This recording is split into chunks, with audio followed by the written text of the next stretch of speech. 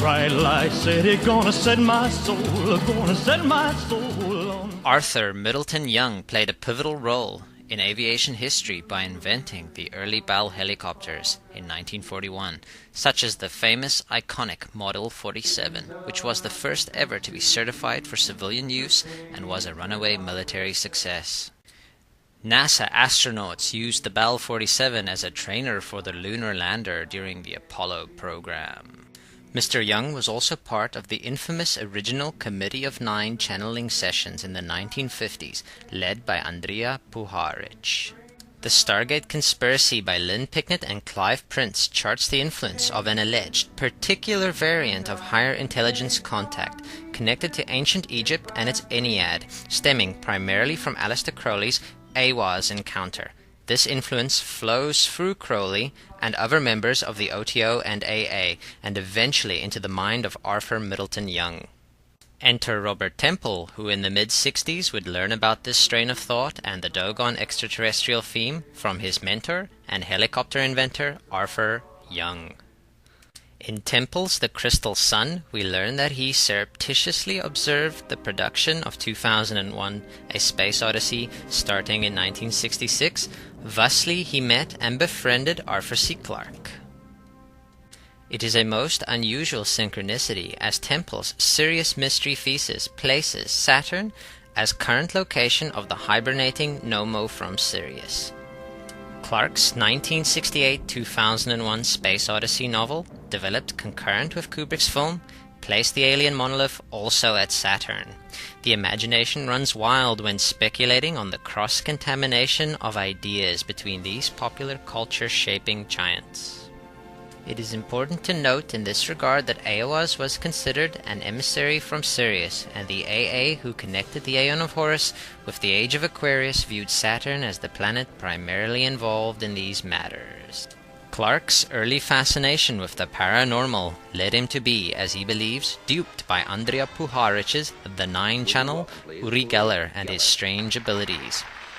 In Arthur C. Clarke's World of Strange Powers, we read that in 1982, the National Enquirer announced that Geller would transmit from the observation deck of the World Trade Center psychic energies readers could participate in using to fix, for example, broken watches, TVs, and other appliances. He is really suspicious, you know. I'm having a hard time with you. I don't mean to be, right? I really don't. Just keep looking. As has been shown in other videos like Contact with Higher Intelligence and the Saturn Hexagon, the Millennium Hilton was built directly adjacent to the pyramids, from which 9-channel Uri Geller is said to have beamed psychic energies. The building was intentionally built to resemble the Black Monolith, which opens the Stargate of cosmic illumination and evolution in Kubrick's film. This black cuboid echoes the role played by the sphere sculpture intended by architect Yamasaki to represent the Kaaba at Mecca. As Ralph Ellis points out, the processional rituals at Mecca originate from the similar rites of Giza, and the black stone represents or could even be the Benben of Heliopolis. Clarke's original alien artifact in the Sentinel was pyramid-shaped. We now have a very neat grouping of synchronicities pointing out the connection between Giza and the World Trade Center. A particularly revealing image of the Kaaba shows it between two octagonal towers of the Masjid al-Haram Mosque. The three major pyramids of Giza veil a giant octagon, and the causeways of the two greater pyramids align with the cross-quarter sunrise or half-solstice. Goro Adachi frequently points out that the octagon refers to cross-quarter symbolism or vice versa. Goro's octagonal cross-quarter observation affirms the pyramid octagonal resonance being expressed at ground zero as the overhead profile of the Freedom Tower. Former Vice President and Nobel Peace Prize winner Al Gore is fingered as likely Committee of Nine sympathizer by the Stargate conspiracy, while Geller tells the authors that he was brought in to help influence the Russian team at arms reduction talks in Geneva in 1987 by Gore and others.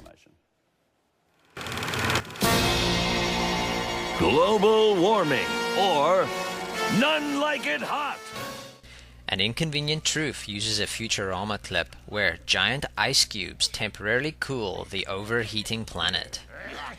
As Noah's Ark's dimensions are given as a giant cuboid in the biblical account, the only fitting structure with a particular emphasis on flooding and mathematics, which like the Bible is intimately connected to Egypt, is none other than the pyramids of Giza.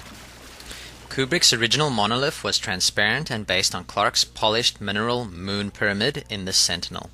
These ice cubes and global warming are reflective of both the 2001 monolith and the Ark Deluge theme, originally stemming from Giza. Gore becomes our modern-day Noah resonator, as flooding prophet of doom, also reminiscent of the destruction of Atlantis. The Atlantis myth being, in my view, obfuscated Giza water events, perhaps Nile floodings, and pillar-pyramid interchangeability. Atlantis, 2001, Giza, and Noah's Ark all tell the same story of the sacred cuboid and the evolution of consciousness. Al Noah's documentary also starts with the extremely K2 resembling Paramount, and features Himalayan mountains, which the Giza pyramids might be modeled after. Please see the Paramounts of Madness video for details. He is himself portrayed in the same Futurama episode, which synchronistically supports the Al Noah resonance. Thank you all for coming. It is my pleasure to introduce the host of the Kyoto Global Warming Convention, the inventor of the environment and first emperor of the moon, Al Gore. I have ridden the mighty moonworm. I must go now to help collect cans on Jupiter. Peace out, y'all!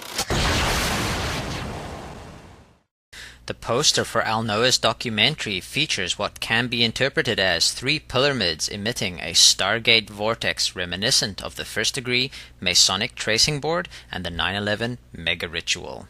We need to defend our planet against pollution, as well as dark wizards.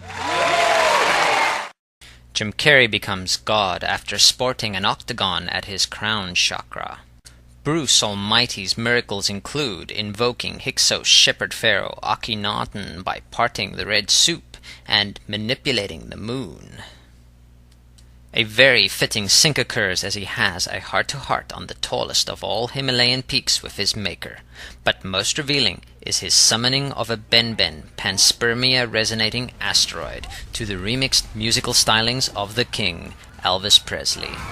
Hold that thought, Hazel! From unearthing Jimmy Hoffa to a meteor crashing to Earth, Bruce Nolan is rapidly becoming known as... That's the way the cookie crumbles! In the sequel, Steve Carell becomes Noah, encountering the Giza Pyramid cross-quarter octagon inside and out of the ISIS-topped, obelisk-aligned Capitol building. The climax of the feature has our veiled pyramid, Atlantis Deluge resonating arc drifting directly down the astronomically aligned ancient Egyptian-inspired Mall of Washington, D.C., coming to rest after smashing an octagonal fountain and facing ISIS.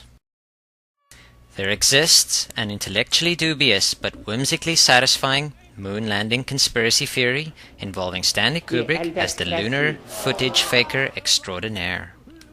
For what it's worth, here is what can be interpreted as rock-solid synchronistic proof of just that. The blurred line between performance and reality made flesh, Andy Kaufman, is played by Carey in the film named after the REM track Man on the Moon. Our Bruce Almighty moon manipulator does Faker Kaufman's legendary Elvis transformation, while Also Sprach Zarathustra is played, made famous by Kubrick and Clark's 2001 potentially Committee of 9 influence Space Odyssey. Pop Divine Avatar, The King, influenced by 2001, used the same piece as walk-on music in concert, including his last show in 1977. Andy, are you goofing on Elvis too, baby?